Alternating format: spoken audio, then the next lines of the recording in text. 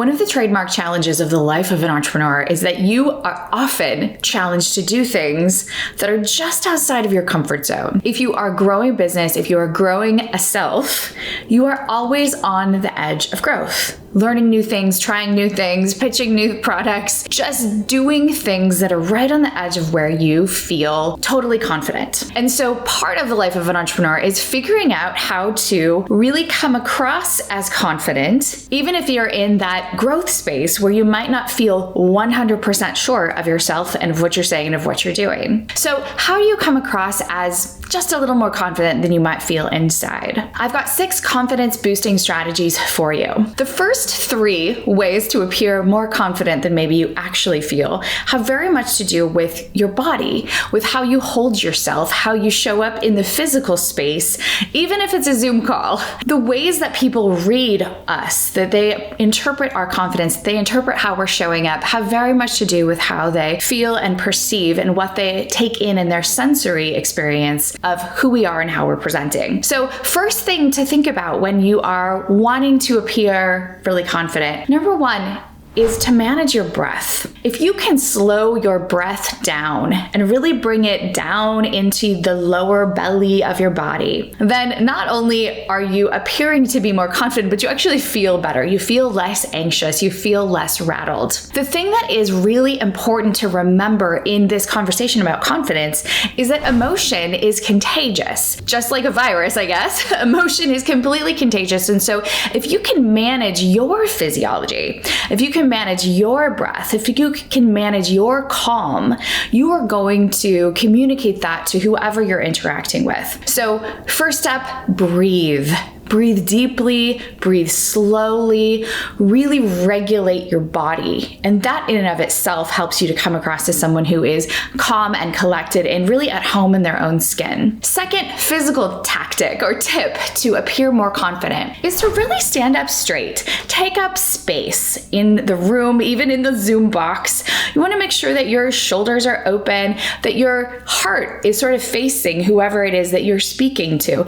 It appears that you are really, again, at home in the space that you take up and that you're not afraid to occupy the room, to occupy the conversation. You don't want to appear as if you are hiding. So when you're hunched over or just sort of sloppy, it communicates the sense that maybe you're not fully comfortable with yourself or you're not fully behind the message that you're bringing. So stand up straight, take up space. Third tactic that has to do also with our bodies is to really think about our faces.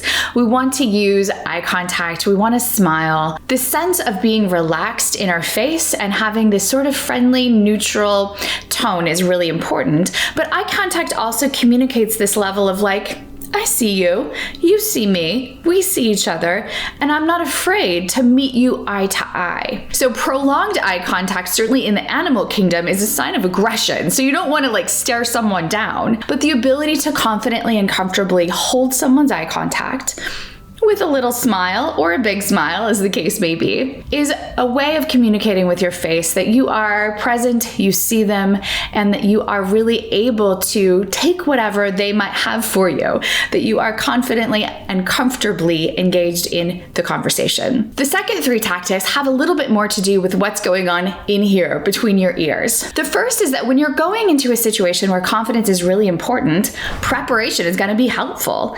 If you're going into a big conference room, for example, where there's lots of people milling around and it's more of a social hour, you want to be thoughtful about who you want to speak to, who you want to approach, maybe what questions you want to ask, or what your talking points are, the things that are most relevant or most important to the situation that you want to make sure you drop into the conversation. This doesn't mean that you script everything. It doesn't mean that you anxiously plan out every word, but it does mean that a little preparation goes a long way, especially in those lulls, that dead space, the silence that can be super uncomfortable and can be the place where our confidence breaks down, where we're like, oh, I don't know what to say. So having a few things in your back pocket that you might bring up, having a few confidence boosting conversation topics is absolutely helpful for you coming across in a really confident and calm, comfortable way. The next psychological strategy that I find to be really helpful helpful when it comes to confidence is to really cultivate an air of curiosity. When we are worried about our own confidence, we're in our own heads. We're thinking about ourselves. How am I coming across? Did that land well? Did I communicate? Did I say that in the best way?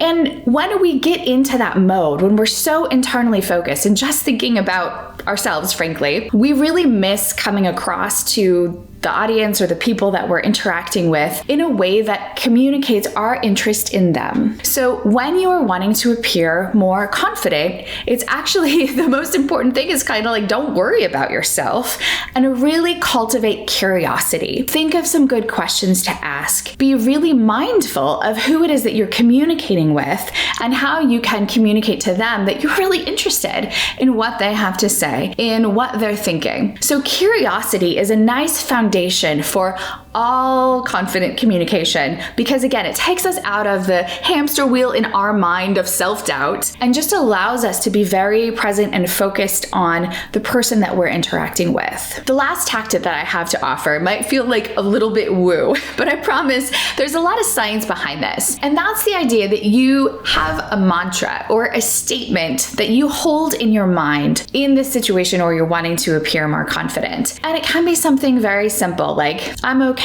Or maybe it's something like, I am love, or I got this. But some kind of self-affirming, very simple mantra that you can return to in your brain when you start to get a little bit wiggy in your head, when you start to maybe circle or spiral a little bit. Some simple sort of foundational assumption that you want to be true. Maybe it's not always easy to believe that it's true, but something that you can really return to that you feel really comfortable with. I'm okay. I got this. This is important.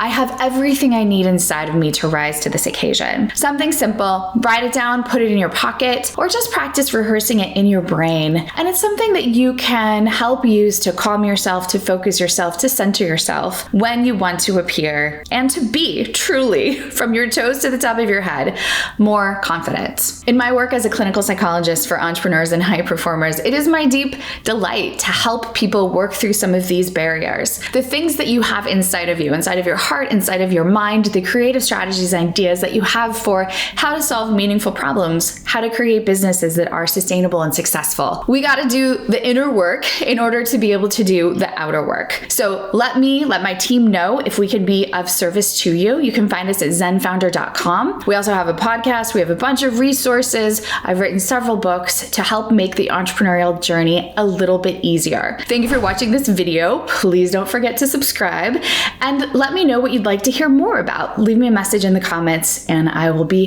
happy to jump in and provide the content that helps you.